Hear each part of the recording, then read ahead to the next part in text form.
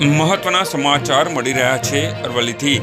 લોકસભા વિરોધ પક્ષના નેતા અને લોકસભા સાંસદ રાહુલ ગાંધી 16 એપ્રિલ મોડાસા ખાતે ગુજરાતના જિલ્લામાં કોંગ્રેસ સંગઠનને મજબૂત કરવા માટેનો પાયલોટ પ્રોજેક્ટ સંગઠન સર્જન અભિયાનનો પ્રારંભ ગુજરાતના અરવલ્લી જિલ્લાના મોડાસાથી કરનારા છે। ત્યારે કોંગ્રેસના દિગ્ગજ નેતા રાહુલ ગાંધીના આગમન પહેલા જિલ્લા પોલીસનું ઝીણવટભર્યું રિહર્સલ કરાયું હતું અને અરવલ્લી જિલ્લા પોલીસે રૂટ નિરીક્ષણ અને તમામ પોલીસ પોઈન્ટની જાણકારી મેળવી હતી।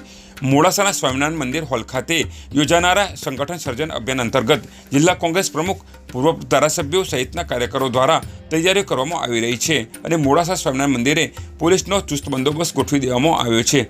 કોંગ્રેસના સંગઠન સર્જન અભિયાનની અરવલ્લીથી શરૂઆત કરવાની છે। તેમાં રાહુલ ગાંધી જિલ્લાના 1200 જેટલા બૂથ કાર્યકરોને સંગઠન મજબૂત બનાવવા માટે જરૂરી માર્ગદર્શન પૂરું પાડશે।